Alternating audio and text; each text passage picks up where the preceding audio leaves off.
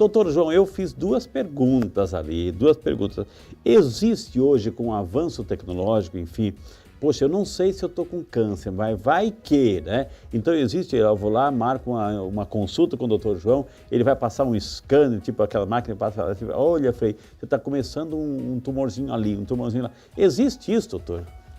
Infelizmente hoje... Não. Ainda não.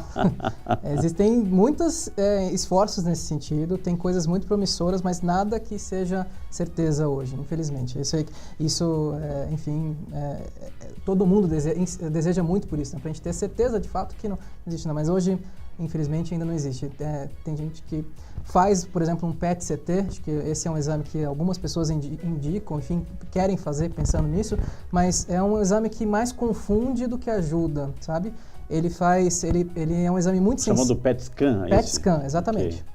Ele é um exame que é muito sensível. Qualquer lugar que tenha captação de glicose, ou seja, inflamação, não necessariamente câncer, pode ter uma captação maior naquele e levantar uma pulga atrás da orelha. Será que existe um câncer ali? E a maior parte das vezes, quando no paciente não tem sintomas, não tem não oncológico, okay. e com os riscos do procedimento. Ou seja, eu tenho, por exemplo, um amigo, no fim das contas, o resultado da biópsia não é câncer, era uma infecção. A infecção se disseminou durante a biópsia, ou seja, a recomendação é converse com o seu médico se tem algum sintoma, faça algum exame específico e faça os rastreios habituais. Mas esses testes muito sensíveis, às vezes, eles mais atrapalham do que ajudam. Agora, existe, doutor, assim, aliás, nem todo nódulo que a gente descobre no corpo, né, principalmente é muito comum a pessoa fazer o exame de mama, né, apalpar a mama, etc. Nem todo nódulo encontrado é maligno, né, doutor? Isso é importante deixar claro. É verdade.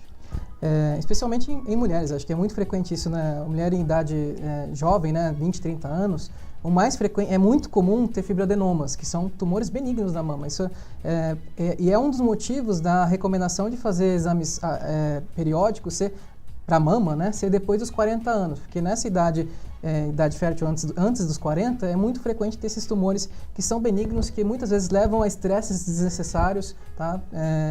Enfim, por outro lado, existem as pessoas que podem ter câncer nessa faixa etária também. Então, fica nessa dicotomia de pessoas que não têm câncer, que têm tumores benignos, absolutamente benignos, que não têm nada, que não merecem apenas acompanhamento, e as pessoas que têm câncer também. Por isso que, na dúvida, sempre fale com o seu médico, né?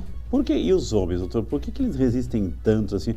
Ah, não, eu já fiz o PSA, o exame de sangue lá, que tá, né, a enzima da próstata, etc. Então tá bom demais. Então já ouvi falar que não precisa mais do exame de toque. Por que ele é importante, né? A partir de quando e quem que deve fazer, doutor? Esse é um tema que virou, como é que eu vou dizer, controverso mais recentemente, tá?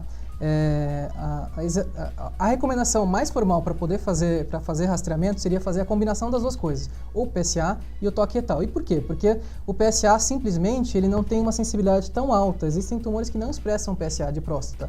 E aí, por outro lado, o lugar mais comum de surgir o câncer de próstata é na região mais externa da próstata, onde o toque retal ele consegue atingir e ter uma boa sensibilidade de detecção de tumores, tá? Então, esses são os dois testes que podem ser utilizados. O problema a gente começou a usar tanto isso que superdiagnosticou câncer de próstata que acabaram não tendo benefício em longo prazo de tratamento. Entendi. Então, hoje existe uma...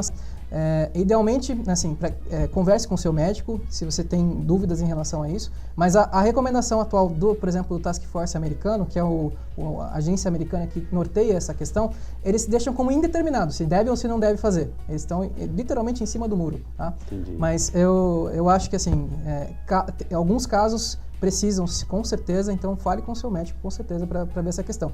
É melhor conversar com o seu médico, ver se existe alguma coisa, algum motivo de fazer esses exames, do que remediar tardiamente, né? Entendi. Olha, o nosso amigo Fernando Henrique Franklin de Souza, né, o nosso cinegrafista aqui, aproveitou o intervalo e mandou uma mensagem assim, o programa de hoje está incrível. Obrigado, Fernando, que Deus te abençoe. A Rosângela Vieira está dizendo, doutor João, qual o melhor exame para se fazer nas mamas? Pergunta a Rosângela, doutor. O melhor exame, na verdade, depende da sua faixa etária. Tá? Para pessoas mais jovens, mulheres jovens, elas tendem a ter mais um estímulo estrogênio mais importante, elas têm um tecido glandular mais rico. Então, a mamografia acaba ficando pouco sensível, né? Você vê um borrão branco, vamos dizer assim, na mamografia, que não te ajuda a detecção de nódulos. Tá? O ultrassom acaba sendo mais importante nesse cenário. Em mulheres a partir dos 50 anos, que a menopausa começa a chegar, a mamografia ganha um poder de sensibilidade maior e acaba sendo um exame mais importante. Tá? Em caso de dúvidas também existe uma ressonância de mama, que é um terceiro exame. Ele não é amplamente disponível, é caro, é mais difícil de ser feito, mas em dúvidas diagnósticas ele pode ser um aliado importante.